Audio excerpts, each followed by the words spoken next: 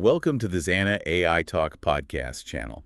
Today we're diving into AI and banking, Oh, yeah. especially that challenge of balancing Right. cutting-edge customer service with keeping your money safe from cyber threats.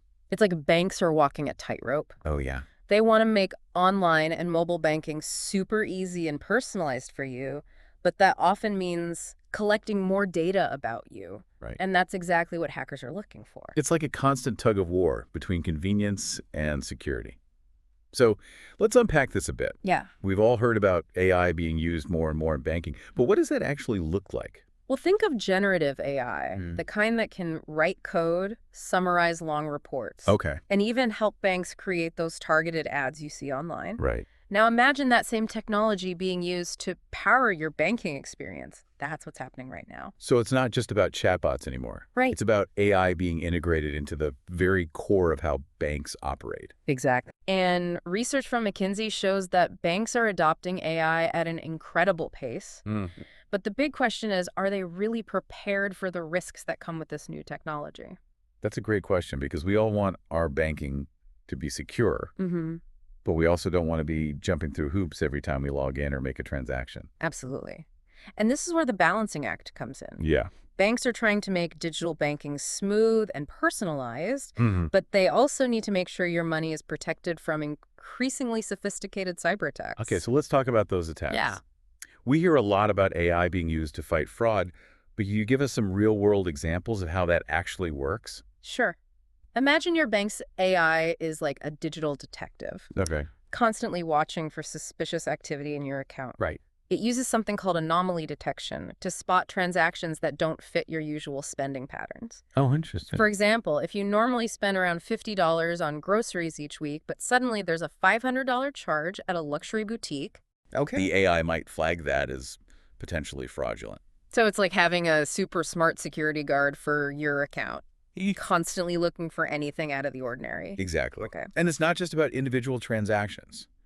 AI can also look for patterns across millions of accounts to identify broader threats. Interesting. This is where predictive analytics comes in. Okay. By analyzing huge amounts of data, AI can actually predict and prevent attacks before they happen. Wow, that's pretty impressive. Yeah. It sounds like AI is giving banks some serious tools in the fight against cybercrime. But aren't there also risks involved with using AI itself? Could hackers actually target the AI systems that are supposed to be protecting us? That's a very important question. And the answer is unfortunately yes. Right. Just like any technology, Yeah. AI can be vulnerable to attacks. So even the AI that's supposed to be protecting us can be tricked. That's a bit unsettling, isn't it? It can be. Yeah. And hackers are developing new ways to exploit AI systems. Yeah. They're using techniques like evasion, where they try to disguise malicious activity to fool the AI, and poisoning, where they insert bad data into the system to make it malfunction. Wow. It's a constant arms race between the good guys and the bad guys. So how do banks stay ahead of these threats? What are they doing to make sure the AI they're using is actually secure?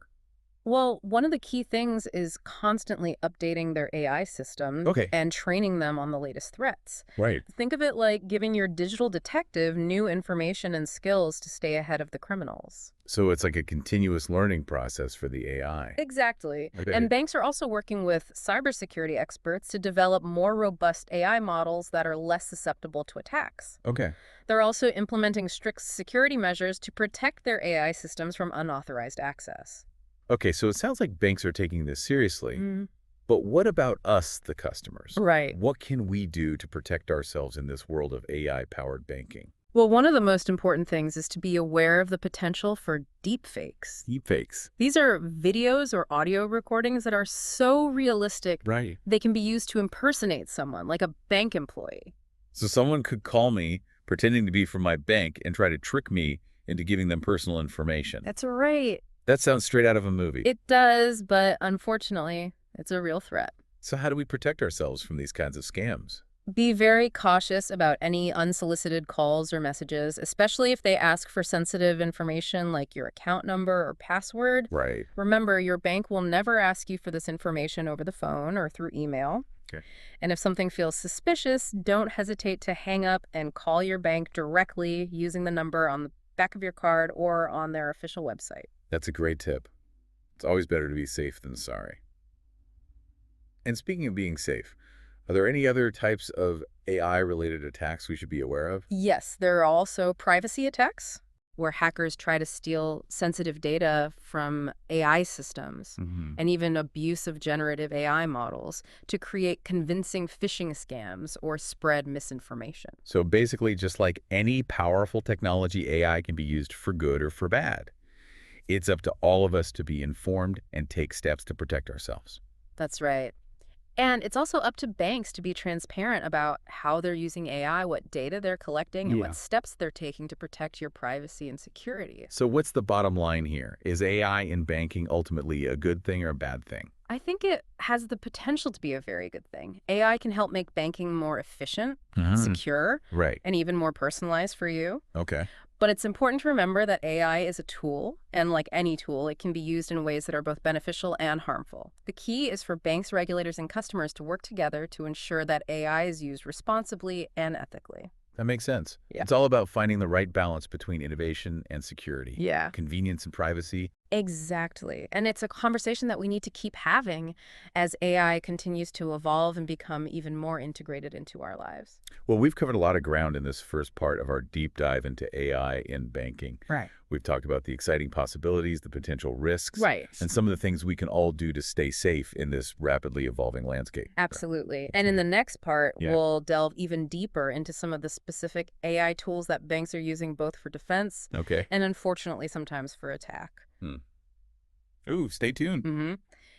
Welcome back to our deep dive into AI in banking.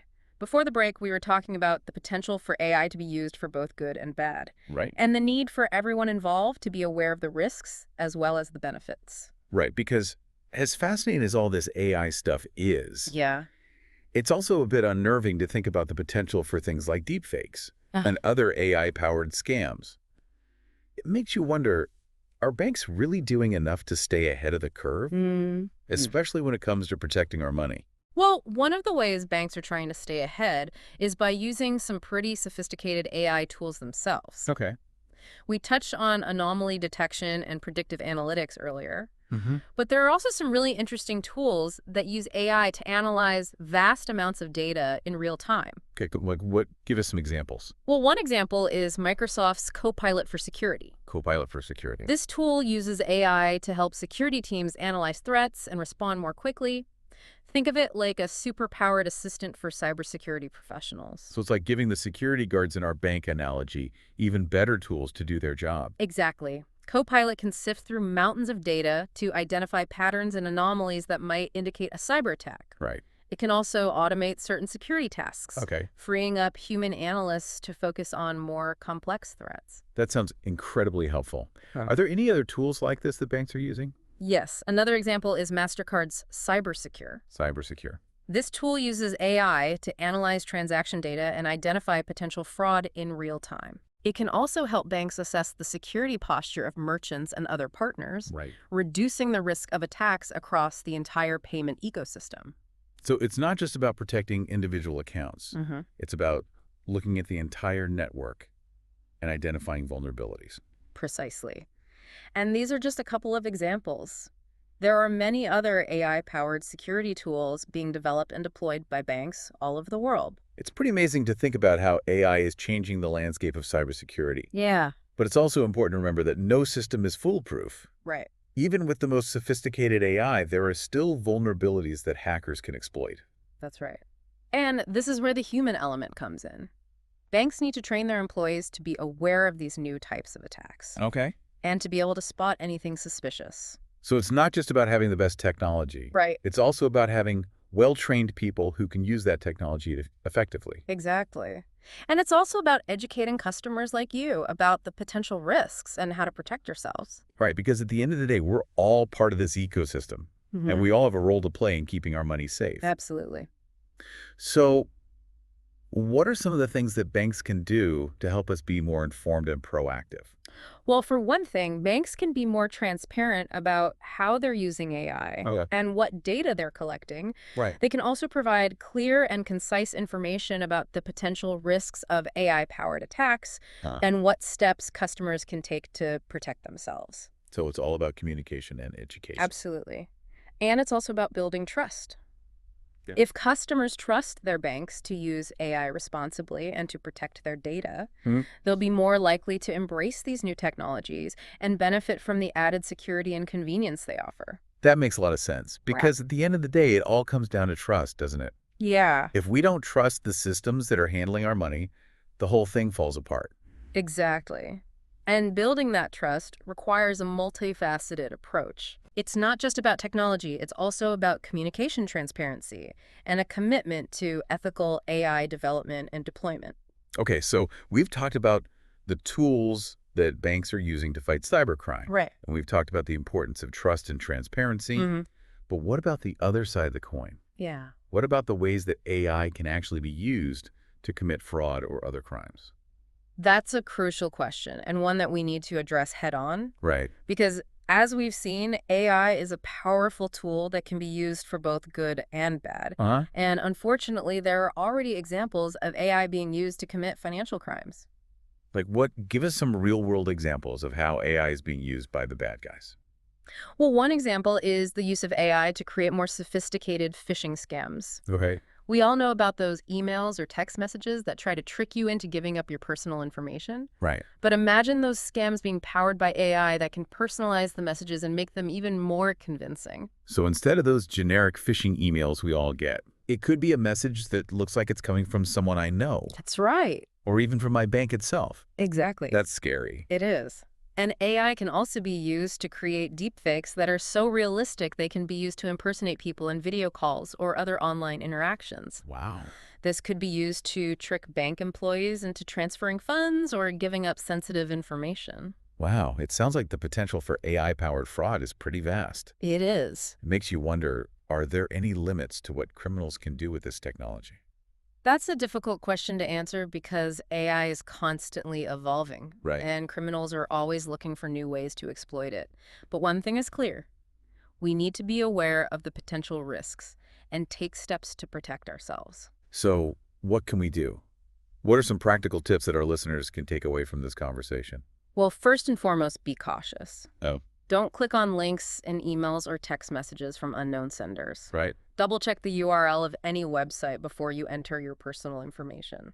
And be wary of anyone who contacts you out of the blue asking for sensitive data. Right. Because if it sounds too good to be true, it probably is. Exactly. And if you do receive a suspicious email or message, report it to your bank immediately. Okay. The more information they have about these scams, Mm-hmm. the better they'll be able to protect their customers. Okay, so be cautious, Mm-hmm. report anything suspicious, Mm-hmm. and generally be aware of the potential for AI to be used for nefarious purposes. Anything else? Yes. Another important tip is to stay informed. Keep up with the latest news about AI-powered scams and cybersecurity threats. Right. There are many great resources online, Uh-huh. including websites and podcasts like this one, Okay, that can help you stay ahead of the curve. great point. Knowledge is power, as they say. Hmm. And the more we know about these threats, the better prepared we'll be to protect ourselves. Absolutely. And remember, it's a constantly evolving landscape, so it's important to stay vigilant and adapt our defenses as needed. Well, we've covered a lot of ground in this second part of our deep dive into AI and banking. We've looked at some of the specific tools that banks are using, Right. both for good and for bad, and we've discussed the importance of trust, transparency, and education in this rapidly changing world. Absolutely. And in the final part, we'll explore some of the bigger questions that AI raises about the future of banking, the nature of intelligence, and even our own relationship with technology. I'm excited for that. Stay tuned for more. Welcome back to the deep dive. Yeah. It feels like we've uncovered a whole new world of possibilities and concerns when it comes to AI and banking, hasn't it? It certainly has. We've explored how AI is being used to enhance security and fight fraud. Right. But we've also seen how this same technology can be exploited by criminals. It's a complex landscape that's constantly evolving. And as we wrap up this deep dive, I'm left wondering about the bigger implications of all this. Yeah. What does the rise of AI in banking mean for the future of finance? Right. And even for our understanding of intelligence itself? Those are profound questions and ones that experts are grappling with right now. As AI becomes more sophisticated, it's blurring the lines between human and machine intelligence. Right. And this raises some fascinating philosophical and ethical questions. So, like, what does it even mean to be intelligent in a world where machines can learn, adapt, and even make decisions that were once thought to be the exclusive domain of humans? Exactly. And as AI becomes more integrated into our financial systems, we need to think carefully about the potential consequences. Okay. For example, if AI is making decisions about loans or investments, Right. how do we ensure that those decisions are fair and That's unbiased? a really good point because we've seen how even seemingly neutral algorithms can perpetuate existing biases if they're not designed carefully. Absolutely. And as AI takes on more complex roles in finance, Hmm. we need to be vigilant about addressing these ethical considerations. It's not just about building smart machines. Right. It's about building machines that align with our values and serve the best interests of society. So it's like we're at a crossroads where we have this incredible technology with the potential to revolutionize banking and finance, Hmm. but we also have to be very mindful of the potential pitfalls and make sure we're using it responsibly. Precisely. And that requires a collaborative effort between banks, regulators, technologists, ethicists, and even customers like you. Right. We all have a role to play in shaping the future of AI in finance. Okay, so what can we do?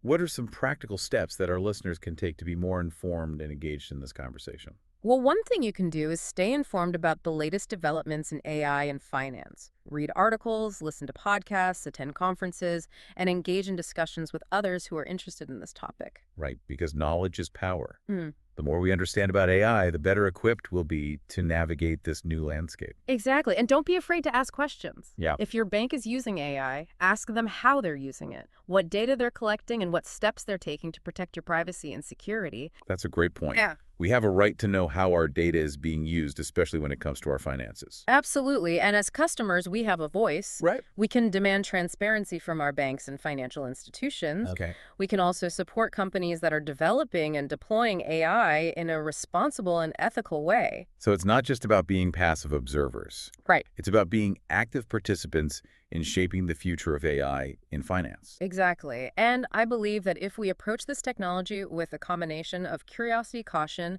and a commitment to ethical principles, we can harness its power to create a more inclusive, equitable, and secure financial system for everyone. Well said. And on that note, I want to thank you for joining us on this deep dive into the fascinating world of AI in banking. We've covered a lot of ground from the technical details of how AI is being used to the bigger philosophical questions it raises. Yeah, it's been great. And I hope this conversation has left you feeling both informed and inspired to engage in this important discussion. It's been my pleasure, and I encourage all of our listeners to stay curious, stay informed, and stay engaged as we continue to explore the evolving landscape of AI in finance. Thanks for listening to the Deep Dive on the Zana AI Talk podcast channel. Be sure to subscribe so you don't miss our next deep dive into the world of artificial intelligence. Until next time, stay curious.